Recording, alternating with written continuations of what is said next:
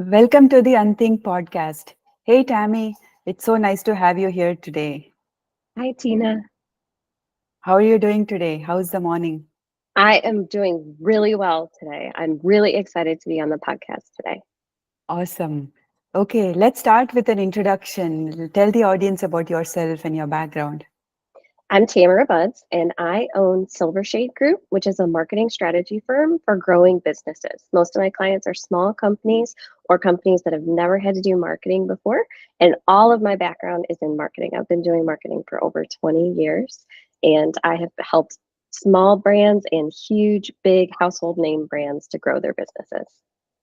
Awesome. I love that. No wonder when I told you about Unthink, you just got it like in 2 minutes. Like you could just relate directly to the problem statement and the solution. I sure did. I really was excited about the Unthink tool and I wanted to try it out with my brands. Yes. So tell us about what do you think now? Holiday season is coming. We are already on in October now, October 2nd. So what do you think is the sentiment for holiday shopping this year with the consumers?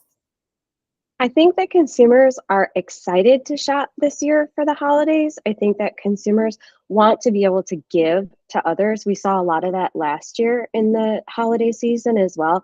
People were excited to give happiness and spread joy. And so they were willing to spend their money on the other people in their lives so that they could give the best gifts that they possibly could. That is really interesting. So it's not about consumption, it's more about giving others. I love Yeah, that. And absolutely. During the holiday season, we see that a lot. We see consumers will give as much as they can to others, more so, and hold back on things for themselves. I love that.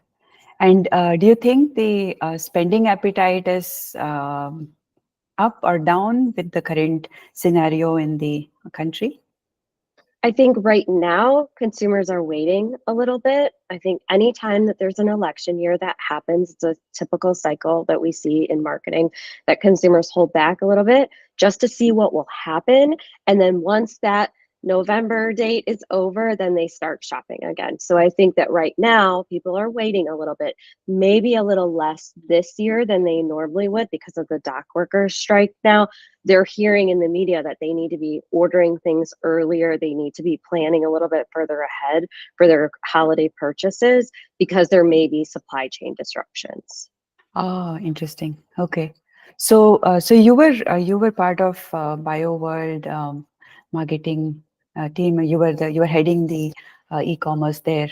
Um, what when does planning typically start, and what are the activities of a marketing team leading up to holiday season like this?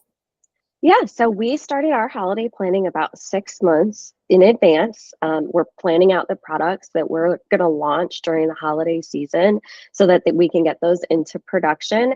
And then we're planning the marketing activities around the product launches that we want to make. So, first, the product team decides what they're going to make available to consumers, and that merchandising team also decides what their offers are going to be for the holiday season. So, how deep of a discount we're going to do. There's some flexibility in that as the season wears on to determine whether we need to go a little deeper on discounts if we see that consumers are holding back, or if we need to conserve some margin if we think that consumers will pay a premium for the products that are a little bit higher end or products that are new to the market. So we're planning that about 6 months in advance for the actual products and then typically the promotions as well.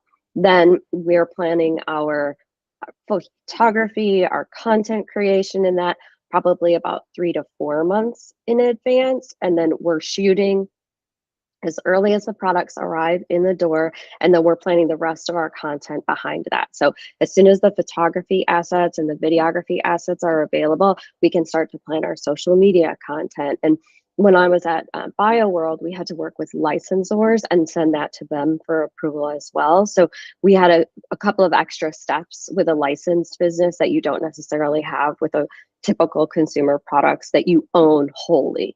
So we had a few extra steps there, but it honestly, it keeps us a little bit more honest on the planning side because we know that we need to work with our licensed partners and make sure that the products are available and the assets are available for them to be able to see those and make sure that, yep, those meet our standards of approval, and yep, you're good to go with that stuff. So typically it's a process that starts 6 months in advance, and it lasts that entire 6 months until things start rolling out to the consumers, and until those messages actually start to be shared on social media and in emails and in our paid advertisements.